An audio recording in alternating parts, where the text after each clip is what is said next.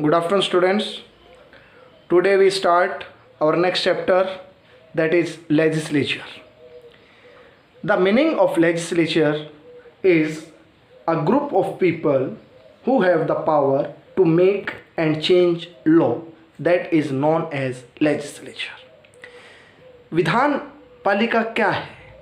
लोगों का वह समूह जो हमारे देश के अंदर कानून का निर्माण करते हैं, वह उनमें बदलाव करते हैं, हम उन्हें विधान पालिका कहते हैं.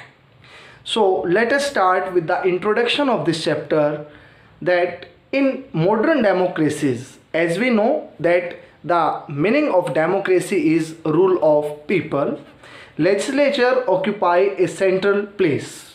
There are three organs of the government. So in modern democracy, legislature has a great role at present, and there are three organs of government. सरकार के तीन अंग होते हैं और उनके बीच में सत्ता का विभाजन किया जाता है. In class 10th we learn first chapter of political science, power sharing, and this form of power sharing is also known as horizontal form of power sharing, because the power is divided among the three organs of government, that is legislative, executive and judiciary. The work of legislative is makes the law. कानून बनाने का काम विधान पालिका का होता है. To implement or execute the law, it is the work of executive, and the explanation of law and to give punishment, it is the work of judiciary. The legislative is work under the cabinet, and cabinet you know that is headed by the Prime Minister of India.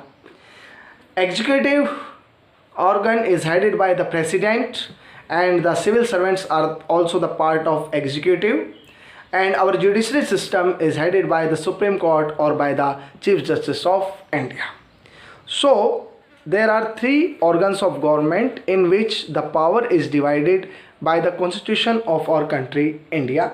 So in this chapter our total focus is on the first organ, that is the legislature, which has a central role in our Indian democratic system.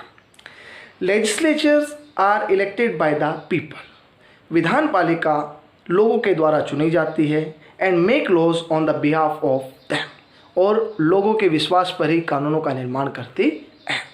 First of all, I want to tell you that in legislature there are two major houses of parliament, that is Rajya Sabha and Lok Sabha, and president is the part of parliament, because without his assent any bill does not become a law.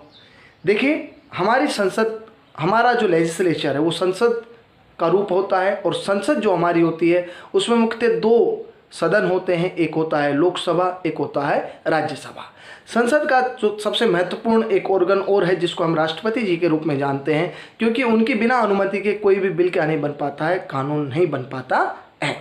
So India has representative democracy. We adopted more than 140 nations of this world, they adopted representative forms of democracy in which representatives are elected by the people on the basis of universal suffrage system. हमारे देश में भी सार्वभौमिक वयस्क मताधिकार प्रणाली है, जिसके आधार पर वे लोग जो 18 वर्ष या उससे ऊपर की आयु होते हैं वो विधान पालिका या संसद को चुनते हैं. Legislature is a genuine, effective and efficient representation of people, because it is the center of democratic process. It helps people in making the representative responsible and accountable. Legislature, the people, those who are elected by the people, like the MPs, member of parliament, they are responsive, they are accountable to the people, because these are directly elected by the people. Lok Sabha के जितने भी MPs होते हैं उनका प्रत्यक्ष चुनाव होता है. देखिए, लोकसभा और जो स्टेट असेंबली होती है, स्टेट लेवल पर इसे लेजिस्लेटिव असेंबली कहा जाता है, और जो सेंट्रल लेवल होता है, यूनियन लेवल होता है, उस पर हम इसे पार्लियामेंट के रूप में जानते हैं. It is the foundation stone of modern democracy. अगर आज आधुनिक लोकतंत्र की बात करें तो जो लेजिस्लेचर है, जो हमारी विधान पालिका है, ये एक मील का पत्थर है. So in this concept we discuss about the meaning and mainly the three organs of our government. The first one is legislature, executive and judiciary. In this chapter we totally discuss about our first organ, that is legislature or the Vidhan Palika. The next concept is why do we need a parliament? हमें संसद की क्यों ज़रूरत है? संसद के दो सदन, लोकसभा और राज्यसभा। राष्ट्रपति उसका एक अभिन्न अंग, क्योंकि बिना राष्ट्रपति की स्वीकृति के, बिना उनके हस्ताक्षर के कोई भी बिल क्या नहीं बन सकता है, कानून नहीं बन सकता है। And this legislature on state level is called legislative assembly. We have a bicameral legislature. Later we will discuss completely about the structure of Lok Sabha, Rajya Sabha and on the bicameral legislature on the state level, like the Legislative Council and Legislative Assembly. So let us start with our next concept or topic of this chapter, that why do we need a parliament? हमें संसद की क्यों ज़रूरत है? In India, the national legislature of elected representative is called parliament. हमारे देश के अंदर जो नेशनल लेवल पे जो लेजिस्लेचर होती है, विधान पालिका होती है, उनके इलेक्टेड रिप्रेजेंटेटिव, चुने हुए प्रतिनिधियों को संसद कहा जाता है. At the state level it is called the legislative assembly. राज्य स्तर पर यह राज्य विधान पालिका के रूप में जानी जाती है. No democracy can function without a parliament. कोई भी लोकतंत्र बिना विधान पालिका के काम नहीं कर सकता है. And India is no exception to this. और भारत इसमें कोई अपवाद नहीं है. We need parliament because of the following reasons. निम्नलिखित कारणों से हम, these are the following points, these are the following reasons which show the importance of parliament and need of parliament in our country India. So the first one is the parliament has the supreme power of legislature in India. It makes, amends and abolishes laws. Who has the power to make the law in our country India? The legislature. The cabinet is the head of legislature under the headship of prime minister. हमारे देश के अंदर parliament एक supreme authority है. कानून बनाना, कानून के अंदर संशोधन करना और पुराने कानूनों को समाप्त करना, it is the prime responsibility of our parliament. The parliaments throughout the world exercise some control over the executive. You know that in almost the world that there is some control of legislature over the executive. If you want to remove the president of India, so the parliament has power to remove the president of India by the impeachment process. So by this way the parliament can control over the executive system. In India, the executive, that is the Prime Minister and his Council of Ministers, are answerable to the Parliament. The cabinet ministers and Prime Minister, they played both role as executive and as legislature. When they are in the office, they played the role of executive because they implement the policies, and when they are in the house of Lok Sabha and Rajya Sabha, then they played the role of what? Role of legislature. प्रधानमंत्री और मंत्रिमंडल दोनों ही भूमिका अदा करते हैं. वे कार्यपालिका के रूप में भी कार्य करते हैं जब वो अपने ऑफिस में होते हैं, और जब वो कानूनों को क्या करते हैं, इम्प्लीमेंट करते हैं, और जब वो संसद के किसी सदन में होते हैं तो विधान पालिका के रूप में कार्य करते हैं.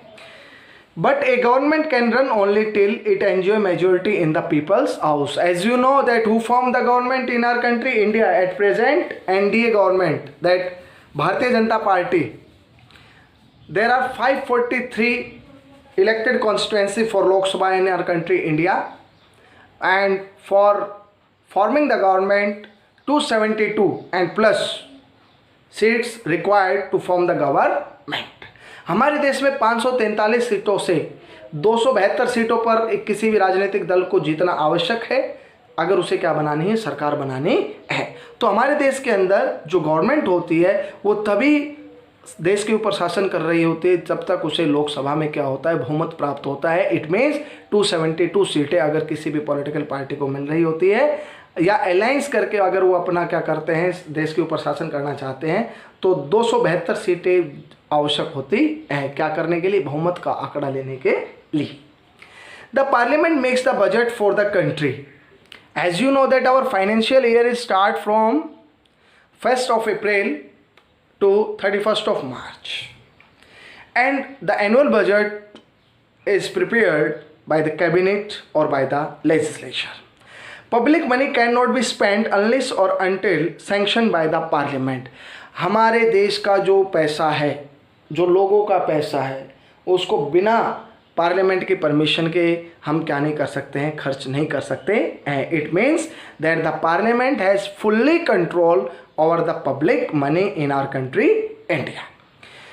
The Parliament provides a forum for discussion and debates on issues of public and national importance. राष्ट्रीय महत्व या जनहित के जितने भी मुद्दे होते हैं, अगर उन पर वाद विवाद बहस अगर कहीं होती है तो हमारे संसद के सदनों में होती है, जहाँ पर नए नए कानूनों का क्या होता है, निर्माण होता है. I mean to say that parliament is the temple of Indian democracy. स्पष्ट शब्दों में एक ही बात है कि अगर भारत एक लोकतंत्र है तो उसका मंदिर हमारी संसद है, क्योंकि संसद में लोगों की आस्था है, क्योंकि संसद में वो लोग जाते हैं जिन्हें हम चुनकर भेजते हैं, और वही लोग हमारे बिहाफ पर क्या करते हैं, देश के लिए कानून बनाते हैं. The Indian parliament is an expression of the faith that the people of India have in the principle of democracy. लोगों की आस्था का प्रतीक है संसद, क्योंकि संसद उन लोगों के द्वारा चलाया जाता है जिन लोगों को हम चुनकर भेजते हैं. And next and the last, that role of opposition. As we know that we have two types of political party, one is ruling political party and one is opposition. So opposition, विपक्षी दलों का बहुत बड़ा एक महत्व होता है. If the ruling party is trying to rule over the country in unfair manner, अगर मान लेते हैं गलत तरीके से अगर सत्ताधारी दल देश के ऊपर शासन कर रहा होता है, it is the prime responsibility of our opposition party, which is the part of parliament, to criticize the bad policies of the government. तो ये मुख्य भूमिका है हमारे विपक्षी दलों की कि वो क्या कर सकते हैं, वो उन योजनाओं का बहिष्कार कर सकते हैं, सरकार के ऊपर दबाव बना सकते हैं, आलोचना कर सकते हैं, हड़ताल कर सकते हैं, धरना दे सकते हैं और गवर्नमेंट पर प्रेशर बनाकर उस कानून को वापस करा सकते हैं. So all these points shows that what is the need and importance of parliament in our country, India. And in later we discuss about the structure of parliament and the broad study of Lok Sabha, Rajya Sabha, President, and on the state level the Legislative Council and Legislative Assembly. So my dear students, today we discuss that the meaning and the importance of parliament in our country India. Thank you and have a nice day.